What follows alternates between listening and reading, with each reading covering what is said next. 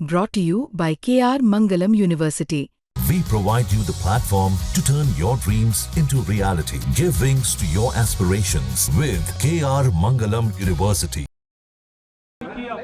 सवाल एक विशेष सत्र की मांग आप कर रहे हैं। 22 अप्रैल को जो आतंकी आक्रमण हुआ भारत के ऊपर, सिर्फ निहत्थे सैलानियों पे नहीं हुआ, भारत के ऊपर हुआ, उसका बदला लेने के लिए और पाकिस्तान को ये सबक सिखाने के लिए कि अपने देश में आतंकियों को पनाह देने का वो सिलसिला बंद करें, भारत सरकार को न सिर्फ कांग्रेस पार्टी ने लेकिन संपूर्ण देश ने पूर्ण समर्थन दिया था और आज भी देते हैं। और हमारी सेना ने कर दिखाया, जो आतंकी ठिकाने थे उनको ध्वस्त किया। हम सबको बड़ा फ़ख्र और बड़ा नाज उसके ऊपर है।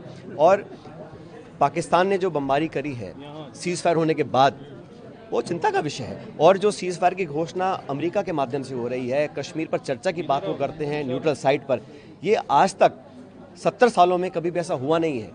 तो हम चाहते सरकार अपना मत स्पष्ट करे कि द्विपक्षीय अगर मामला चल रहा है, हमारी सेना को छूट दी है सरकार ने एक्शन लेने के लिए और हम लोग ले भी रहे हैं, उसके बाद अगर सीज़ फायर की बात भी होती है तो वो अमेरिका के माध्यम से क्यों हो रही है। और हमारी फॉरेन पॉलिसी बड़ी स्पष्ट है, चाहे सरकार किसी दल की रही हो। हमने हमेशा कहा है कि POK जो है, पाकिस्तान ऑक्युपाइड कश्मीर है, वो भारत का हिस्सा है, उस पर कोई कॉम्प्रोमाइज़ नहीं हो सकता।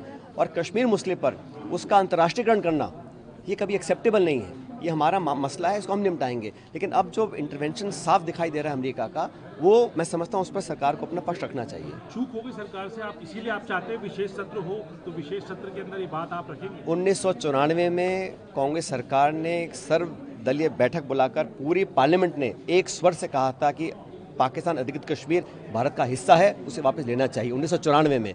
और उस स्टैंड पर कोई चेंज नहीं है, आज भी नहीं है।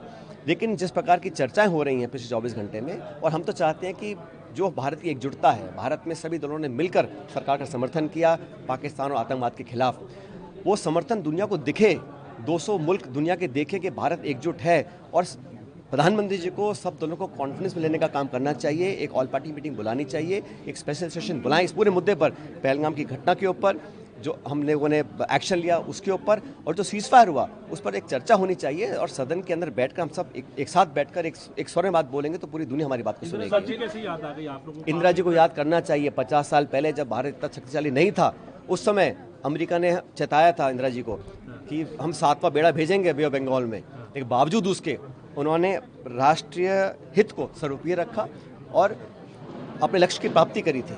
और भारत ने कभी आक्रमण नहीं किया, भारत ने कभी एग्रेशन नहीं किया, भारत ने कभी जमीन हड़पने का काम नहीं किया।